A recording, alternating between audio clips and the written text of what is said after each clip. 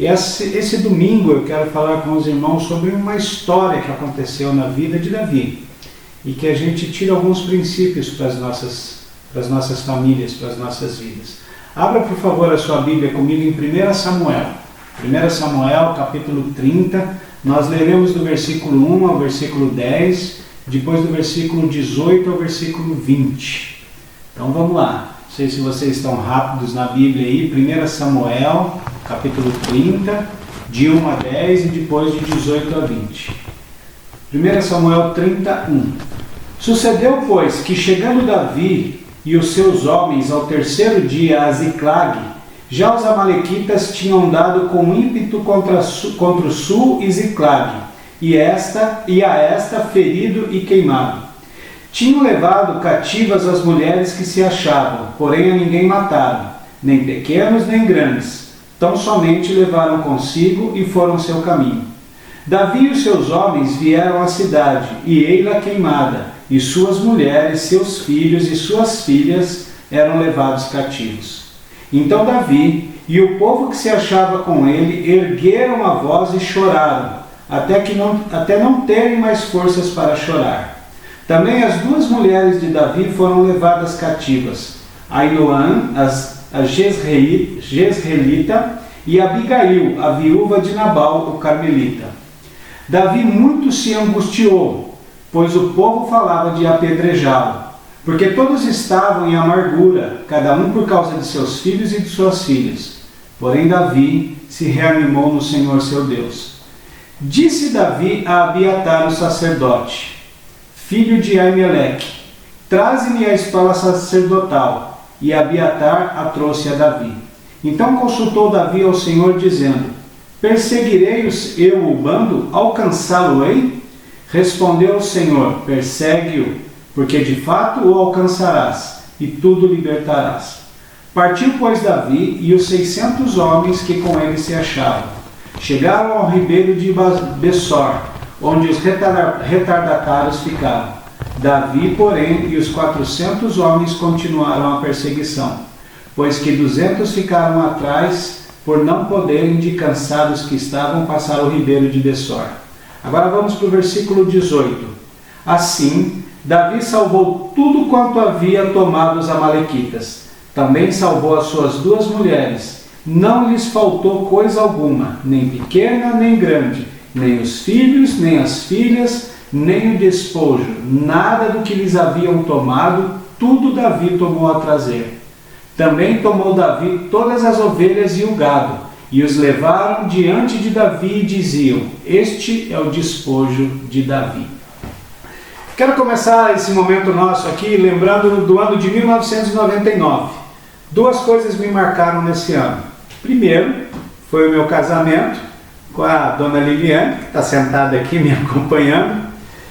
E uma segunda coisa que aconteceu em 1999, que eu guardo até hoje, foi o lançamento do filme O Resgate do Soldado Ryan.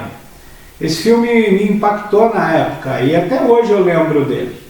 Esse filme conta a história de um grupo que desembarcou na Normandia no dia 6 de junho de 1944. E o capitão Miller recebeu uma instrução de juntar um grupo de homens do 2º Batalhão para resgatar o soldado James Ryan. Ele era o caçula de uma família de 4 irmãos. Dos 4 irmãos, 3 já haviam morrido na guerra. E o comandante, o chefe do exército, George Marshall, manda que montem esse grupo e que resgatem esse soldado a qualquer custo, para devolvê-lo à sua mãe. Esse filme ele foi inspirado e ele foi feito pelo roteirista Robert Hudat. E ele teve essa ideia de fazer esse filme em 1994, quando ele viu um monumento dedicado aos 4 filhos de Agnes Allison. Esse monumento ainda existe, está lá em Port Carbon, na Pensilvânia. Esses 4 filhos foram mortos na Guerra Civil Americana.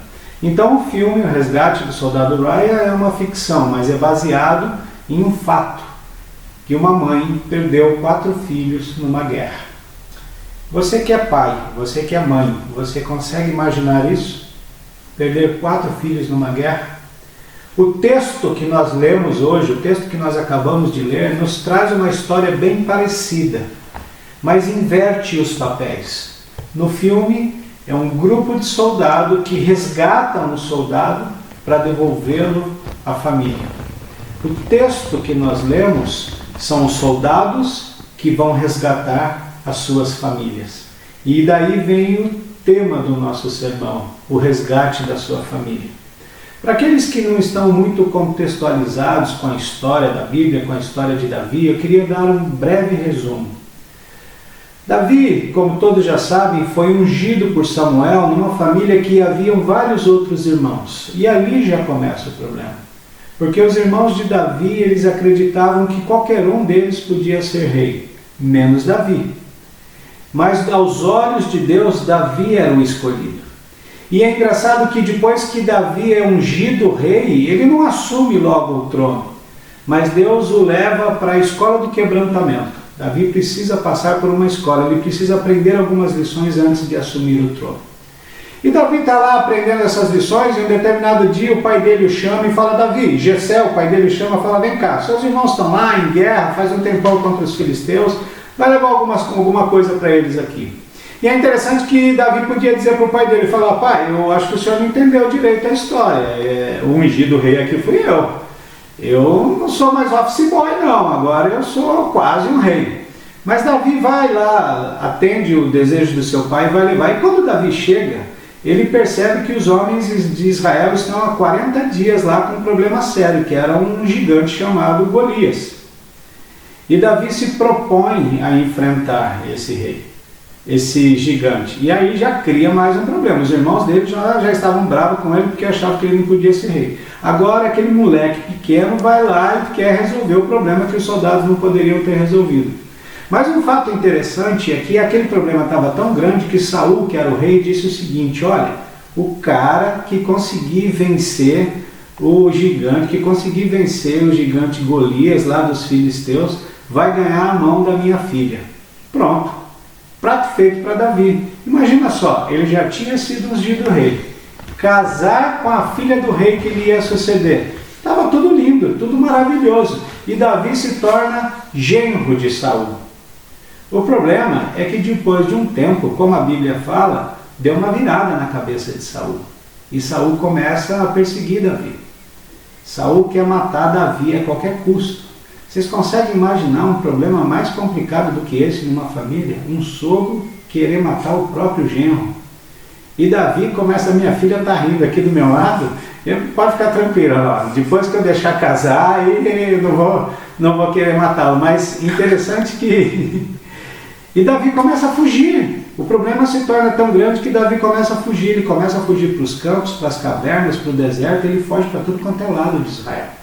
E chega uma hora que ele não tem mais para onde fugir. Então Davi busca asilo político no território ao lado deles. E cai justamente no território dos filisteus. E o rei dos filisteus aceita Davi. O rei dos filisteus passa a amar Davi, passa a cuidar, a dar atenção a Davi, a dar carinho, tanto que ele destaca, ou ele designa uma cidade para Davi e os seus homens morarem, que é essa cidade de Ziclag que nós acabamos de ler. O rei dos filisteus deu essa cidade para eles. E um determinado dia, esse rei dos filisteus resolve entrar em guerra contra Israel. E a essa altura, Davi já era o escudeiro do rei. O quanto Davi tinha se relacionado bem com o rei. E Davi vai, como rei dos filisteus, enfrentar o povo de Israel, o povo sob o qual ele havia sido ungido rei. Irmãos, vocês conseguem entender a tensão, o que está acontecendo, o constrangimento da situação que está acontecendo aqui. Um homem que tinha sido ungido rei de Israel está no exército inimigo e ele vai à frente do rei. Naquele momento, os príncipes dos filisteus chegam para o rei e dizem o seguinte: rei, na boa, eu acho que não é bom levar Davi com a gente não, porque imagina só, esse cara é judeu, ele foi ungido rei dos judeus, ele é um guerreiro, tem 600 homens com ele. Se lá na hora da guerra ele se virar contra nós, nós estaremos perdidos. E o rei dos filisteus acha prudente o conselho dos príncipes e diz para Davi e para os seus homens: olha, nessa guerra vocês não vão com a gente, contra os outros povos vocês vão, mas contra Israel não. E Davi e os homens voltam para suas casas. E esse texto que nós acabamos de ler é exatamente quando eles voltam para suas casas. Eles voltam para a cidade de Ziclag e constatam que a cidade havia sido saqueada pelos amalequitas. Os amalequitas haviam invadido a cidade, queimado tudo que eles tinham, levado as suas esposas, filhos, filhas, animais, tudo como cativo. E é interessante, irmãos, que nessa hora até os homens que estão junto com Davi se revoltam contra ele. Porque quando mexe na sua família, quando mexe na nossa família, a gente se mexe. Nada mais desestrutura a vida da gente do que mexer na nossa família. Mesmo os aliados de Davi estão contra eles e querem apedrejá-lo. É nesse cenário que Davi está. Ele está num território estrangeiro, foi atacado por um inimigo, os aliados se voltam contra ele, ele está sozinho, não tem força, não tem estratégia, não tem capacidade de reação, ele não sabe o que fazer. E a pergunta que eu faço para os irmãos é essa: o que nós faríamos no lugar de Davi? Ou o que nós fazemos nessa hora?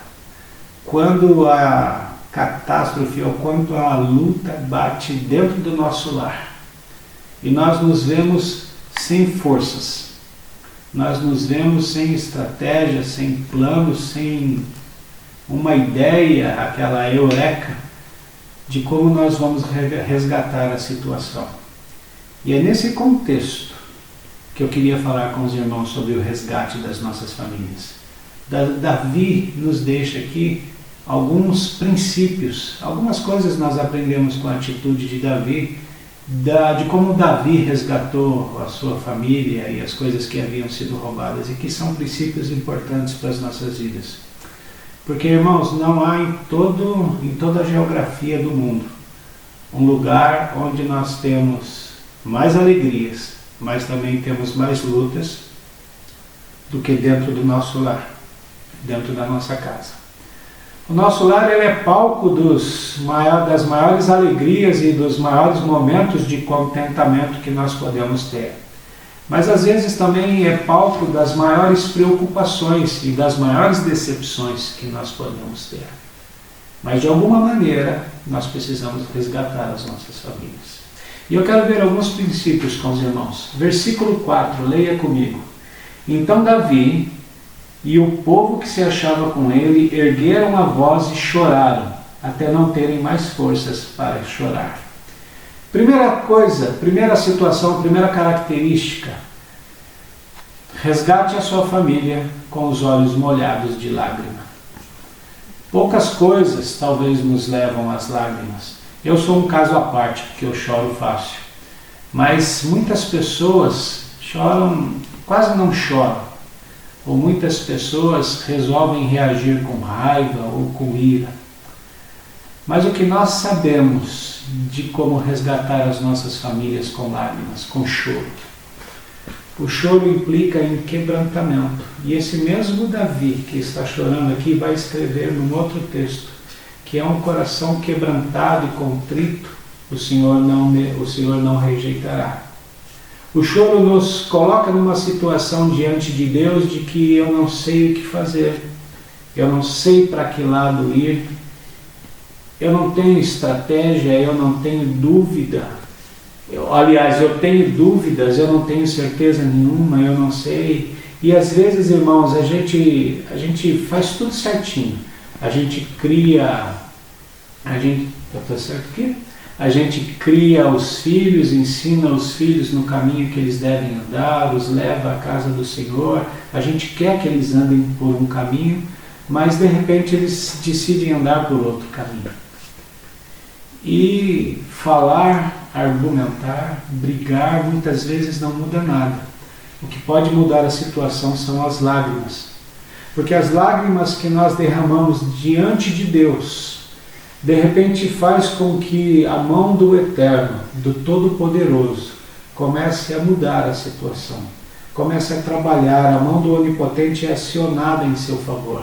E ela começa a mudar a situação, começa a mudar o caminho. Às vezes esse processo de mudança dura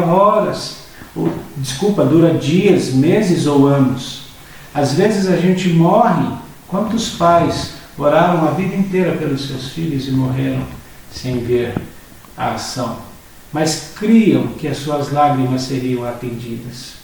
É interessante que as maiores vitórias são obtidas quando você está quebrantado diante de Deus com lágrimas. As maiores vitórias que nós podemos ter na nossa vida espiritual, elas são alcançadas quando nós nos quebrantamos diante de Deus com lágrimas. Porque quando nós chegamos diante do trono de Deus com lágrimas, nós estamos reconhecendo que nós não sabemos para onde ir. Nós não sabemos o que fazer. E nós estamos abertos ao agir e à disposição de Deus. Talvez as mães são aquelas que mais choram pelos seus filhos. E ao longo da história nós temos visto isso. A Bíblia nos traz o próprio Samuel, quanto Ana chorou diante de Deus para que Deus lhe desse um filho. E quando Ana tem Samuel, ela o devolve ao Senhor. E Samuel vai se tornar o maior profeta e o maior juiz que Israel já teve. Ele era o representante de Deus para o povo, representante do povo diante de Deus, antes que o povo pedisse um rei. Quantas vezes algumas mães acharam que não tinham mais jeito, que a coisa não ia dar mais certo, estavam quase jogando a toalha, mas as suas lágrimas as mantiveram orando e buscando a Deus. A Bíblia nos diz em Salmo 56, versículo 8, que as nossas lágrimas são guardadas em odres celestiais, que Deus vê as nossas lágrimas. Essa é a primeira característica que eu gostaria de ver com os irmãos. Todas as vezes que a nossa família desandar, que algo sair errado, que algo der certo, que parar de dar certo, ou sair do propósito que nós tínhamos, a primeira ferramenta, o primeiro instrumento que nós temos para resgatar as nossas famílias são as lágrimas, são os nossos rostos molhados diante de Deus. Segunda característica eu vejo no versículo 6. Leia comigo, por favor, versículo 6. Davi muito se angustiou, pois o povo falava de apedrejá-lo, porque todos estavam em amargura, cada um por causa dos seus filhos e das suas filhas. Porém Davi se reanimou no Senhor seu Deus. Segunda característica, resgate a sua família se reanimando no Senhor seu Deus. Não é só derramar lágrimas, mas reanimar. Isso é importante, porque tem hora que a gente acha que não vale mais a pena. Você ora, você jejua, você derrama lágrimas, você busca, você implora, você se entrega, se derrama e parece que o milagre não vem. Tem alguém na sua família, você conhece alguém da sua família que quanto mais você fala, mais turrona a pessoa fica, mais dura a pessoa fica?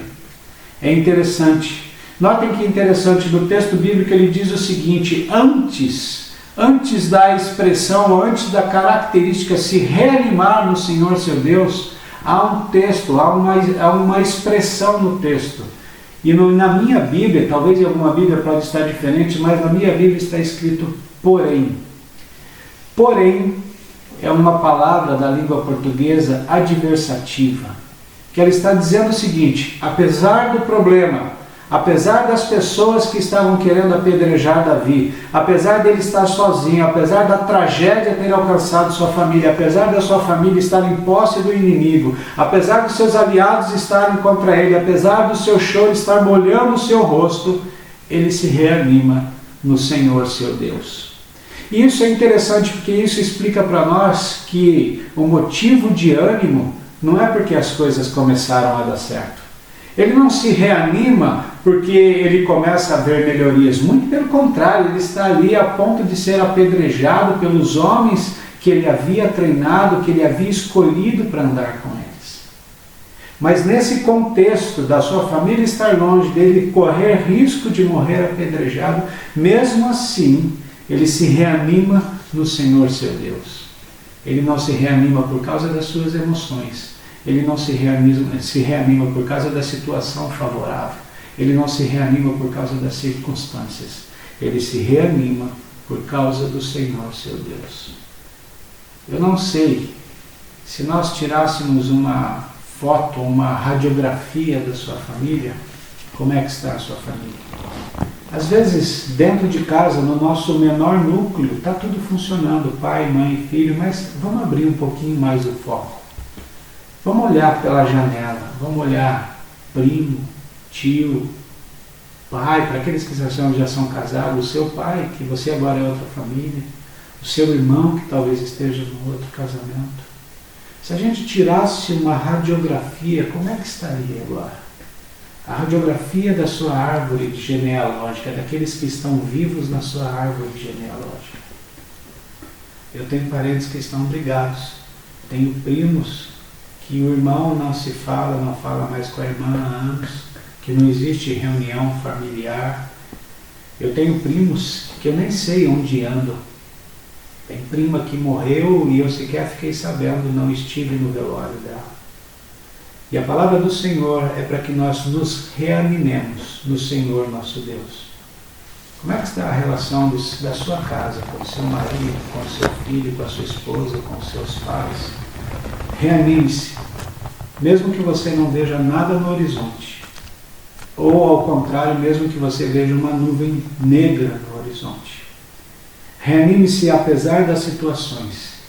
Davi, apesar da situação, se reanimou no Senhor seu Deus. Reanime-se, nem que a única coisa que você possa ver seja uma nuvenzinha de esperança do tamanho de uma mão. Reanime-se, porque o milagre não aconteceu, mas vai chegar. Porque o coração não mudou, mas vai mudar. Porque a promessa não se cumpriu, mas será cumprida. Porque tudo que Deus promete acontece. A palavra de Deus diz que ele não é filho do homem para que minta, nem homem para que se arrependa. O que Deus disse, as promessas de Deus sobre a sua família vão acontecer. Você resgata a sua família com lágrimas nos olhos. Você resgata a sua família se reanimando no Senhor. Terceira característica, versículo 7 e versículo 8. Disse Davi a Abiatar, o sacerdote, filho de Aimeleque: traze-me aqui a estola sacerdotal. E Abiatar trouxe a Davi. Então consultou Davi ao Senhor, dizendo: perseguirei eu o bando? Alcançá-lo-ei? Respondeu-lhe o Senhor: persegue-o, porque de fato o alcançarás e tudo libertará. Notem que, terceira característica, você resgata a sua família orando a Deus. Você resgata a sua família com lágrimas nos olhos, se reanimando no Senhor e orando a Deus. E orar, irmãos, não é falar bonito. Não é uma oração comprida, cheia de frases, cheia de história. Eu tenho um conhecido, ele era um amigo, mas faz tanto tempo que eu não o vejo que agora ele virou um conhecido. Durante uma época da minha vida, foi logo quando eu comecei a namorar com a Liliana, eu morava sozinho em São Paulo e eu tinha um amigo na igreja metodista, nós éramos membros da igreja metodista. Eu fazia seminário e ele também. E esse meu amigo chamava Ricardo. Vou falar o nome porque vocês não sabem que Ricardo que é. E ele era engraçado, um cara que gostava de piada, ria bastante, brincava com a gente, jogava vôlei junto, a gente saía para lanchonete, a gente tinha um casal naquela época, todo mundo namorando, saíam os casais.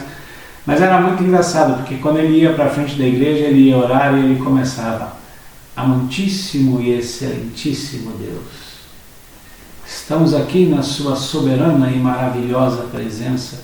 Não estou dizendo que está errado dizer isso, mas ele mudava as suas características, mudava o seu jeito de ser. Ele, me parece que eu pegava no pé dele e falava: Ricardo, o que é aquilo? Você não é assim, você não usa isso no seu dia a dia. Olha que interessante, uma historiazinha que eu li. Uma vovó que morava com a sua neta, eu não sei se essa história é real, se ela aconteceu mesmo, ou se é só uma história para nos reanimar. Mas uma vovó que morava com a sua neta lá no meio do mato, e ela acordou um dia, a sua neta estava muito ruim. E ela precisava levá-la ao médico, mas a neta não tinha condições de sair da cama. E aquela avó também não tinha condições nenhuma. E ela foi andando, até que ela chegou num hospital público e procurou alguém e pediu ajuda. E eles disseram: não, mas a gente não tem como mandar um médico na casa da senhora. Está escasso aqui, a gente não tem como atender, a senhora precisa trazer a sua neta aqui. E a avó pensou: ela não consegue sair da cama, quanto mais vir aqui. E a avó saiu daquele hospital triste, preocupada, e viu uma igreja. E entrou na igreja, e estava acontecendo uma reunião de oração. E ela viu aquelas mulheres ajoelhadas, se ajoelhou também, e viu aquelas mulheres falando com Deus, e pessoal, vou falar também. E começou a sua oração. Ele falou: Deus, você está vendo aí, a minha neta está lá em casa doente, e as pessoas dizem que o senhor visita os nossos lares. Eu queria pedir que o senhor fosse visitar a minha casa lá.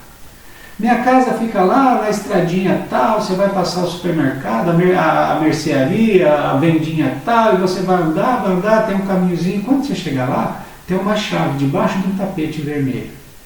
E você não esquece, quando você sair de lá, você fecha. E ela fez essa oração, e as outras mulheres todas orando para ela, todo mundo falou: essa mulher não sabe nem orar. E ela levantou e foi embora. Quando ela chega na casa dela, a neta dela estava brincando no quintal. Ela estava bem disposta. Ela falou: mas o que aconteceu, neta? O que foi que você está bem? Ela falou: vovó, você não foi buscar o médico para vir aqui? Então o médico veio. Ele veio, estava todo de branco, um médico bonito, vovó, e ele botou a mão na minha cabeça e falou: você vai ficar boa, viu? E aí ele foi embora. E aí ele falou, vovó, que quando ele estava indo embora, ele ia deixar a chave debaixo do tapete vermelho que a senhora tinha dito para ele. Eu não sei se essa história é verdade ou não, mas essa história nos ensina de que quando nós falamos com Deus, Ele não quer palavra bonita, e Ele não quer oração longa, elaborada. Porque Deus não está preocupado em ouvir as nossas palavras. Deus está preocupado em ler e ver os nossos corações. Olha que interessante a oração de Davi, versículo 8. A oração de Davi tem duas perguntas. Perseguirei o bando, alcançá-lo-ei. Imagina você fazendo uma oração dessa para Jesus, para Deus: Deus, perseguirei o bando, alcançá-lo-ei, em nome de Jesus, amém. Essa foi a oração de Davi. E Deus respondeu a Davi. Deus disse: vai, porque você vai restituir tudo que é seu. Davi, em outras palavras, estava falando aqui: Deus, eu estou levando de goleada. Estou perdendo igual o Brasil, de 7-1 da Alemanha. É isso mesmo? Vou ficar pacato, devo reagir? Sabe que interessante, irmãos, o que eu tenho aprendido? É que quando nós oramos, Deus responde. Nós não temos que brigar com armas carnais, mas a nossa briga são com armas espirituais. E Deus nos ajuda a abrir os olhos da alma, nos traz esperança para a família. Deus responde às nossas orações. Nós resgatamos as nossas famílias com lágrimas nos olhos. Nós resgatamos as nossas famílias nos reanimando no Senhor. Nós resgatamos as nossas famílias orando. E finalmente, quero ler com os irmãos versículo 9 e 10, depois versículo 18 a 20. Versículo 9 e 10. Partiu, pois, Davi, ele e os 600 homens que com ele se achavam, e chegaram ao ribeiro de Bazor, onde os retardatários ficavam. Davi, porém, os 400 homens continuaram a perseguição. Versículo 18. Assim, Davi salvou tudo quanto haviam tomado os amalequitas. Também salvou as suas 2 mulheres. Não lhe faltou coisa alguma, nem pequena, nem grande, nem filho, nem filha, nem despojo, nada do que eles haviam tomado. Tudo Davi tornou a trazer. Também tomou Davi ovelhas e gado, e os levaram diante de Davi e diziam: este é o despojo de Davi. Quarta característica que nós aprendemos para resgatar as nossas famílias: entrarmos na batalha e lutarmos até o final. Davi foi até o final, perseguiu, reconquistou tudo o que precisava. A oração, irmãos, lágrimas nos olhos, nos reanimar no Senhor, e a oração não dispensa a ação. Agir sem oração é insensatez. Agir sem pedir o direcionamento do Senhor é insensatez. E orar sem agir é omissão. O que está ao seu alcance fazer, faça. O que você precisa mudar, mude. A postura que você precisa tomar, tome. Davi não ficou de braços cruzados. Ele não ficou esperando o milagre acontecer do céu. Ele sabia que Deus deu a promessa. Deus respondeu a sua oração, pois ele entrou no vale e foi atrás. Ele perseguiu. O que Deus promete não é a ausência de luta, mas é a vitória. O que Deus promete não é uma jornada fácil, mas é uma chegada segura. O que Deus promete não é que nós não vamos passar por tempestades ou ondas grandes quando Ele estiver no nosso barco. Mas o que Deus nos promete é que nosso barco não vai arrebentar. É que nós chegaremos são e salvos do outro lado. Se você tem uma promessa na sua família, o meu conselho é para que você não desista, que você vá até o fim, até quando você conseguir a vitória. E eu quero ampliar um pouco mais esse ponto de vista, porque eu não quero que você entre na batalha e se contente com meias vitórias. Porque às vezes a gente tem a impressão de que já melhorou tanto que esse probleminha, essa coisinha, a gente pode deixar passar, um deslizezinho só pode deixar passar. Eu me lembro do texto das 100 ovelhas, você deve lembrar desse texto também. Veja que interessante, aquele homem tinha 100 ovelhas e uma das ovelhas se desgarrou. Ele podia ter olhado para aquela situação e ter dito, essa ovelha é uma ovelha rebelde, ela não seguiu o que eu tinha dito para ela seguir. E eu tenho muito trabalho, eu tenho 99 para criar, então, para cuidar, então ela vai ter que se virar sozinha. Mas ele não faz isso, ele deixa as 99 seguras e vai atrás dessa uma. E atrás de volta, junto com o rebanho, porque ele queria a vitória completa. Às vezes nós nos contentamos e Deus tem muito mais para nos dar. Às vezes nós paramos no meio do caminho e Deus tem muito mais para dar para nós e para as nossas famílias. Davi não deixou nada na mão dos inimigos dele. Tudo que ele perdeu, ele recuperou. Quais são as perdas que você precisa resgatar na sua família? O sorriso, o diálogo, o amor, o relacionamento, o sentar-se à mesa, aqueles filhos que se desgarraram do Senhor, talvez aquele filho que você não fale mais com ele, o pai que você brigou, que você precisa resgatar, voltar lá no começo. A Bíblia diz, lembra de onde caíste, volte lá no começo, conserta as coisas.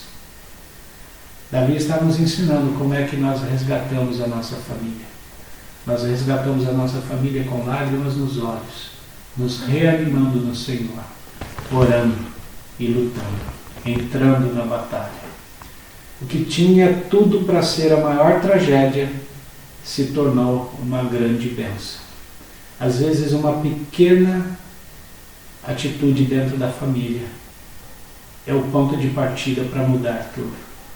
Às vezes uma pequena ação de um dos membros da família é o ponto de partida para que Deus entre e comece a transformar todas as coisas. Há um texto na Bíblia que eu creio de coração que diz o seguinte: crê no Senhor Jesus Cristo e será salvo tu e a tua casa. Resgate a sua família. E é interessante que quando Davi toma essas ações, quando Davi se humilha, chora, os 600 homens que queriam apedrejá-lo estão com ele novamente. A Bíblia não nos diz como é que essa situação mudou. Imagina se naquela situação Davi quisesse argumentar, quisesse brigar, discutir. Davi não briga, Davi não argumenta. Ele chora, se reanima no Senhor, ele ora e ele vai para a guerra. Esse é o desejo do meu coração, para a minha e para as nossas famílias. Porque a Bíblia diz o que adianta ganhar o mundo e perder a minha própria alma. Eu gostaria de parafrasear esse texto dizendo o que adianta a gente ganhar todos os de fora e perdermos alguém da nossa própria família. Deus os abençoe nesse domingo, nesse segundo domingo de maio, segundo ou terceiro já domingo de maio, nesse mês das famílias. Que Deus os abençoe